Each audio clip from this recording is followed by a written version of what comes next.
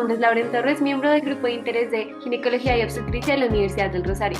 El día de hoy les traemos el primer video de Q&A con los residentes, el cual busca traer temas de interés del público general y discutirlo con nuestros residentes.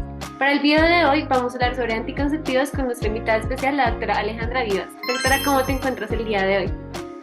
Hola, muy buenos días a todos. Muchas gracias por la invitación. Bueno, doctora, antes de empezar nos gustaría conocer un poco sobre ti, entonces por favor cuéntanos. Bueno, mi nombre es Alejandra. Soy egresada de pregrado de la Universidad de Rosario. Me gradué en diciembre del 2020. Después de eso trabajé 3 meses en ginecología y posteriormente pasé a la residencia y actualmente estoy en el tercer año de la residencia. Ahora bien, no hay mejor pregunta para iniciar este Q&A con una que nos dé claridad sobre el tema. Entonces, doctora, ¿qué tipos de anticonceptivos existen? Bueno, entonces los métodos anticonceptivos son muy amplios, pero a grandes rasgos se clasifican en métodos reversibles y irreversibles o permanentes. Y dentro de los métodos reversibles tenemos los métodos hormonales y los métodos no hormonales. Dentro de los métodos hormonales tenemos el sistema intrauterino liberador de levonorgestrel, el implante subdérmico, la inyección bien sea mensual o trimestral, los anticonceptivos orales combinados, los anticonceptivos orales de solo progestinas, el anillo vaginal y el parche. Y dentro de los no hormonales tenemos el DIU de cobre y métodos de barrera como son el condón femenino y el condón masculino, diafragma, espermicidas y otros métodos que de pronto no son tan conocidos como son los métodos basados en el conocimiento de los días fértiles. Dentro de estos, conocidos coloquialmente como el método del ritmo, el método de la temperatura corporal o el DAISY, y hay un método que no es muy conocido, que es el método MELA, que el método MELA hace referencia al método de la menorrea de la lactancia.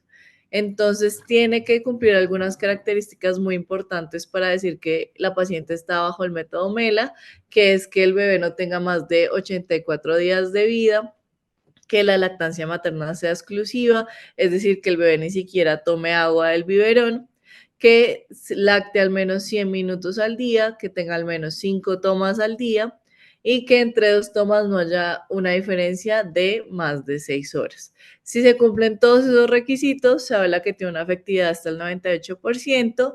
Sin embargo, esto no sucede en la mayoría de los casos, por lo cual pues nosotros siempre recomendamos en el posparto pues tener algún método anticonceptivo adicional. Bueno, dentro de los métodos definitivos, básicamente tenemos la esterilización quirúrgica para las mujeres, que para esto pues hay diferentes métodos quirúrgicos, como es el Pomeroy, la salpingectomía y demás, y para los hombres la vasectomía. Doctora, a la hora de iniciar a planificar, muchas mujeres no saben por dónde empezar para poder escoger correctamente aquel anticonceptivo ideal para ello. Entonces, ¿cuáles son los aspectos claves que debemos tomar en cuenta a la hora de escoger este primer anticonceptivo? Es importante tener en cuenta que nuestra misión como médicos es darle las herramientas a la paciente para que ella sea la que escoja el método anticonceptivo que quiere utilizar. Para esto, ¿qué debemos decirle? ¿Cuál es la eficacia del método? ¿Cómo se debe utilizar de manera correcta? ¿Cómo funciona? ¿Cuáles son los posibles efectos secundarios? ¿Y cuáles son los posibles riesgos y beneficios para su salud? Una pregunta que es muy importante hacer es, ¿en cuánto tiempo tiene pensado quedar en embarazo? ¿Por qué es importante esta pregunta? Porque si la paciente responde que más de 5 años, lo ideal es recomendarle un LARCS, que son los métodos reversibles de larga duración. ¿Cuáles son estos métodos? Principalmente el implante subdérmico y los dispositivos intrauterinos. Adicionalmente, debemos explicarle la eficacia de los diferentes métodos. Esta tabla es una tabla del CDC donde compara los diferentes métodos anticonceptivos que tenemos y los divide en los que son más efectivos y en los menos efectivos. Dentro de los más efectivos se habla que es menos de un embarazo por cada 100 mujeres al año. Tenemos el implante subdérmico con una tasa de fallo de 0,05%, el dispositivo intrauterino de levonorgestrel con una tasa de fallo del 0,2%, la T de cobre con tasas de falla del 0,8% y los métodos permanentes que ya hablamos previamente, como son la esterilización quirúrgica con tasas de falla del 0,5% y la vasectomía con tasas de falla del 0,15%. Que es importante recalcar acá que si ven, ninguno es del 100%, es decir, todos tienen cierto porcentaje de fallo y esto es fundamental explicárselo a la paciente para que ella pueda tomar la decisión. Dentro de los métodos que encontramos acá en la mitad, tenemos de 6 a 12 embarazos por cada 100 mujeres al año. Tenemos los inyectables con tasas de fallo hasta el 6%, los anticonceptivos orales, el parche o el anillo con tasas de falla hasta el 9% y el diafragma con tasas de falla del 12%. Y entre los menos efectivos, con 18 o más embarazos por cada 100 mujeres, tenemos los condones. Si bien es importante recordar que siempre se debe utilizar el condón, porque el condón no solo sirve como método anticonceptivo, sino que sirve como un método fundamental para prevenir las enfermedades de transmisión sexual. Tienen tasas de fallo el condón masculino hasta el 18% y el condón femenino hasta el 21%, y otros métodos como son la esponja, los espermicidas o los métodos basados en el conocimiento de los días fértiles tienen tasa de fallo de hasta el 24 hasta el 28%, que es algo pues bastante significativo. Adicionalmente, que es importante decirle a la paciente que hay que hacer algunos exámenes antes de iniciar el método. ¿Cuáles son estos exámenes? Para los dispositivos intrauterinos, principalmente hacer una inspección cervical y un examen bimanual, y para los anticonceptivos orales hacer una medición de la presión arterial, porque vamos a ver que este es uno de los criterios de contraindicación para usar este método. ¿Hay un momento ideal para usar el método? Realmente no, se pueden empezar en cualquier momento, independientemente del momento del ciclo. Sin embargo, dependiendo del día que se inicien, si hay que considerar si hay que usar terapia de backup o no. Realmente en los dispositivos intrauterinos, en los inyectables, si se inicia el método 7 días después de la menstruación, se recomienda usar terapia de backup, que es básicamente usar condón o abstinencia por 7 días posteriores. Y en los implantes subdérmicos, los inyectables y los anticonceptivos orales o de solo progestinas, si se inicia el método 5 días posterior a la menstruación, también se recomienda usar terapia de backup por 7 días. Y tomando en cuenta lo que nos acabas de mencionar, doctora, existe mucha confusión respecto a cuándo y por qué se deben iniciar los anticonceptivos. Entonces, digamos, ¿existe una edad ideal para empezar a planificar? Realmente no, no existe una edad ideal. Lo ideal es que tú empieces a planificar cuando tengas pensado iniciar relaciones sexuales. Antes de iniciarla es lo ideal. Y pues como ya vimos que tiene muchísimas consideraciones, pues debes ir a una cita de anticoncepción para poder definir el método anticonceptivo que sea ideal para ti e iniciarlo previo al inicio de las relaciones sexuales.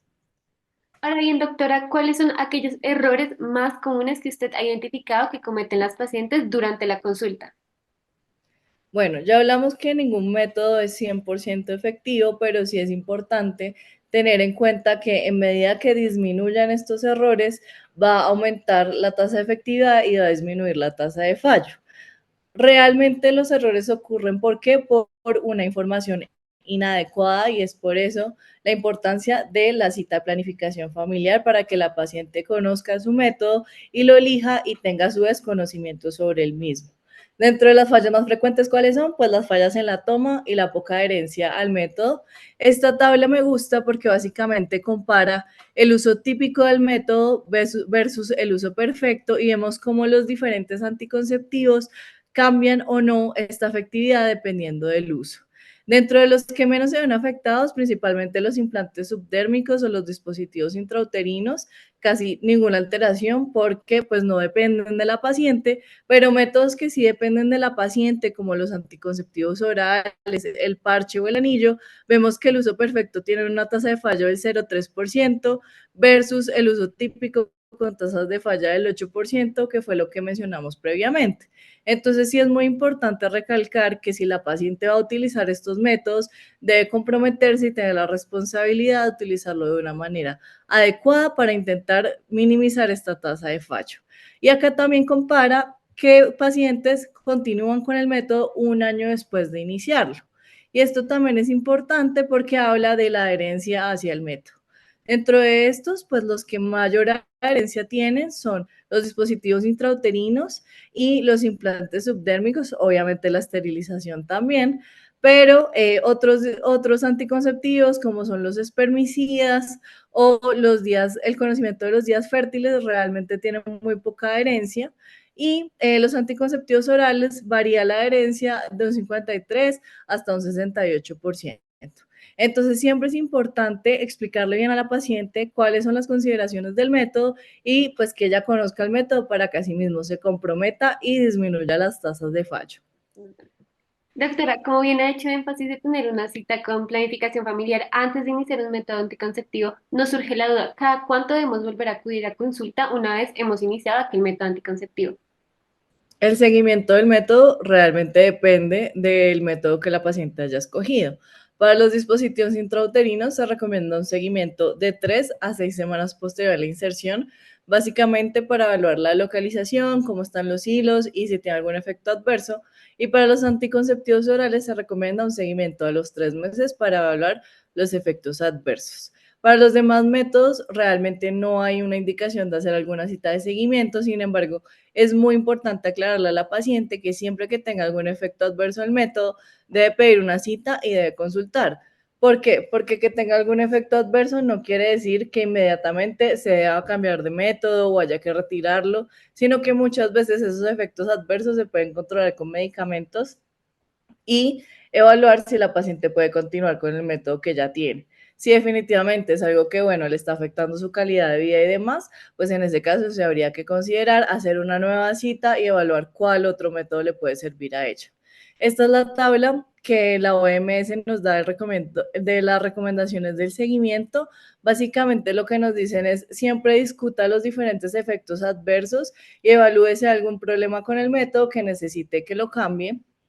Adicionalmente, se debe evaluar la satisfacción de la paciente con el método, si está contenta o si definitivamente no. Se debe evaluar el estado de salud de la paciente, porque si una paciente me llega hoy a los 21 años súper sana, no es lo mismo a que me llegue, no sé, a los 42 años, diabética, hipertensa y demás. Entonces, siempre hay que estar reevaluando ese riesgo cardiovascular para ver si hay que cambiar el método. Y en cuanto a los dispositivos intrauterinos, es importante siempre evaluar la localización y dónde están los hilos, porque si definitivamente los hilos no se ven, al momento de retirarlo habría que hacer un procedimiento adicional. Que no se vean los hilos no significa que hay que retirar el dispositivo intrauterino de una vez, sino que cuando sea el retiro, pues habría que hacer otro procedimiento para poder extraer este dispositivo. Y en los anticonceptivos orales es muy importante hacer seguimiento de la presión arterial. ¿Por qué? Porque vamos a ver que esa es una contraindicación para utilizarlos. Doctora, tomando en consideración todo lo que nos acabas de comentar, es importante tomar en cuenta cuál serie de características hacen a una mujer una candidata ideal para iniciar el uso de anticonceptivos hormonales.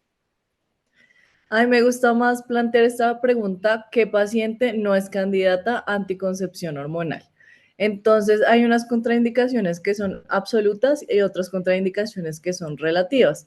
Dentro de las contraindicaciones absolutas tenemos una paciente mayor o igual a 35 años que fume por lo menos 15 cigarrillos o más al día, pacientes que tengan múltiples factores de riesgo para enfermedad cardiovascular, como son la edad avanzada, el tabaquismo, la diabetes y la hipertensión, pacientes con hipertensión con una sistólica mayor o igual a 160, una diastólica mayor o igual a 100, pacientes con tromboembolismo venoso, cardiopatía isquémica conocida, historia de ACV, valvulopatía cardíaca complicada, cáncer de mama actualmente, cirrosis descompensada, adenoma hepatocelular, migraña con aura, y esto es algo importante porque muchas veces se nos olvida preguntar si la paciente tiene migraña o no y las características de la migraña, porque tener migraña con aura es una contraindicación para poder iniciar anticonceptivos orales combinados, y diabetes de más de 20 años de duración o que tenga nefropatía, retinopatía o neuropatía.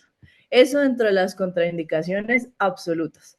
En las contraindicaciones relativas, acá pues hay que entrar a individualizar la paciente y considerar riesgo-beneficio, cuál se podría dar y cuál definitivamente no. Entonces acá en este grupo tenemos pacientes mayor o igual a 35 años que tengan tabaquismo, pero menos de 15 cigarrillos al día, pacientes hipertensas que habría que entrar a ver si realmente están controladas o no con la medicación, pacientes que tengan antecedente de cáncer de mama sin evidencia de enfermedad actual por lo menos 5 años. Acá se podría considerar pacientes con trombosis venosa superficial o pacientes con enfermedad inflamatoria intestinal con factores de riesgo como TBP, como pueden ser una enfermedad activa o extensa, que tenga cirugía, inmovilización y demás factores de riesgo que ya conocemos. En estas pacientes realmente se podrían considerar, pero habría que entrar a individualizar en cada caso. En las anteriores definitivamente pues no se benefician de tener terapia hormonal. Entonces pues las pacientes que definitivamente no se benefician de terapia hormonal, pues hay que ofrecerles anticoncepción con terapias no hormonales. Doctora, muchas mujeres desisten del uso de anticonceptivos por los efectos adversos tales como el acné, la disminución del líbido, el aumento de peso involuntario y cambios en el estado de ánimo. Pero, ¿cuán comunes son estos efectos? Bueno, los efectos adversos van a depender del anticonceptivo que estemos utilizando y no se puede generalizar de unos efectos adversos que sean iguales para todos los anticonceptivos. En términos muy generales, las náuseas y las cefaleas se dan en menos del 10%, alteraciones en la libido alrededor del 15%, la cefalea alrededor del 10% y el acné alrededor del 12%. Pero va a depender del método anticonceptivo que utilicemos, los diferentes efectos adversos que tenga.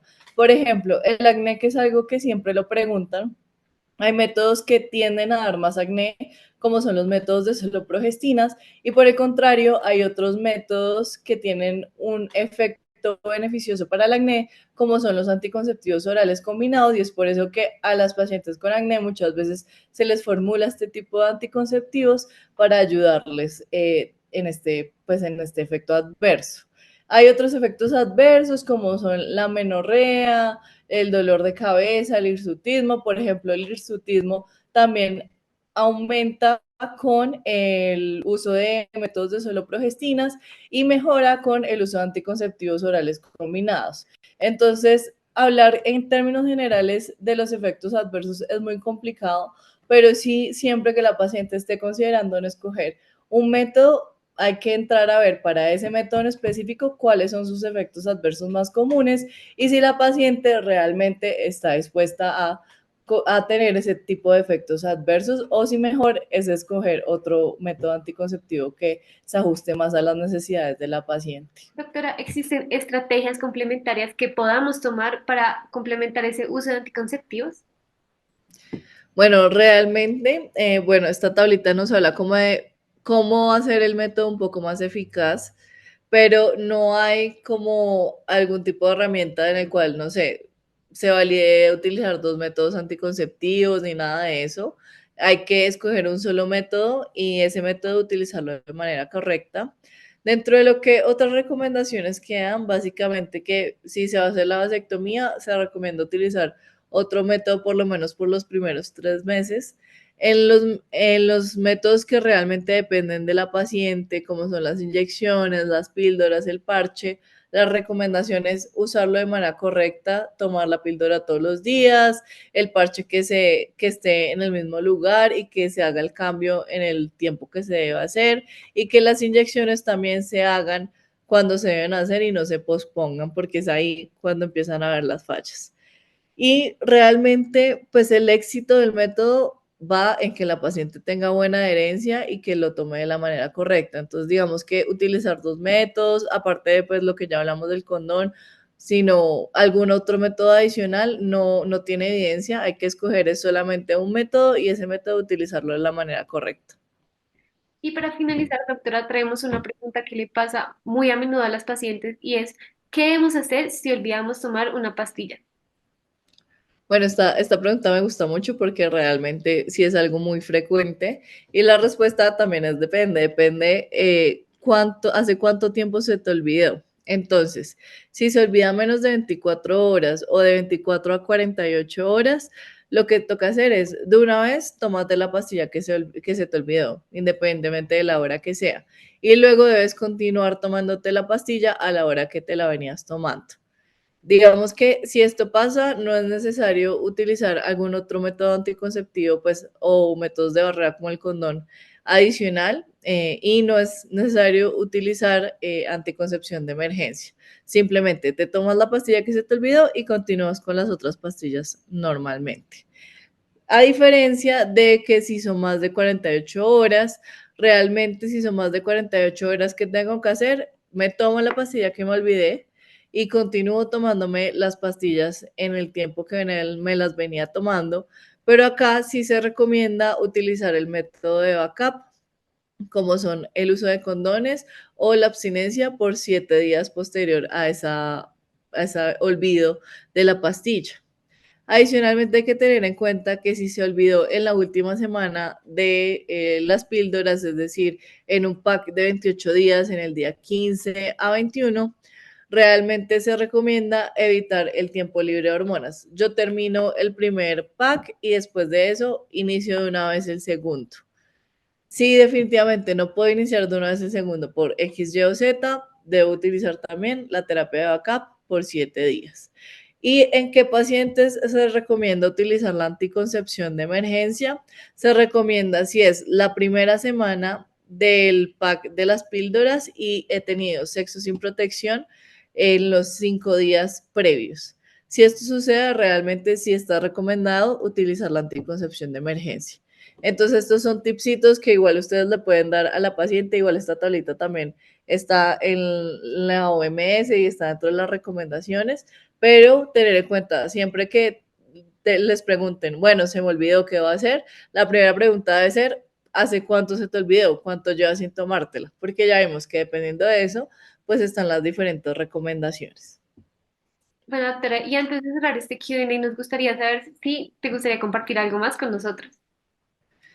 Sí, les quería traer esta tablita, que es la tabla resumida de los criterios médicos de elegibilidad para los diferentes anticonceptivos, estos del CDC, y realmente es muy chévere porque te pone los diferentes métodos anticonceptivos y las diferentes comorbilidades que puede tener la paciente y te los clasifica en categoría 1 al 4. ¿Qué quieren decir estas categorías?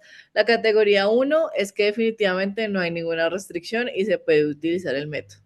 La categoría 2 es que los beneficios usualmente son mayores que los riesgos. La categoría 3 es que los riesgos teóricos o comprobados usualmente son mayores que los beneficios. Y la categoría 4 es que no se debe utilizar este método definitivamente. Entonces, dependiendo de la comorbilidad que tenga la paciente, asimismo te los va a clasificar y es muy bueno que ustedes lo tengan en cuenta, es muy fácil de buscar y pueden ver cuáles anticonceptivos definitivamente no le pueden ofrecer a la paciente con diferentes características. Por ejemplo, el accidente cerebrovascular no le podría ofrecer ninguno de estos anticonceptivos que está en rojo y podría ofrecerle, por ejemplo, un dispositivo intrauterino de cobre. Entonces, esto para esto mismo funciona con todas las enfermedades y realmente es muy fácil de buscar y lo pueden tener ahí a la mano.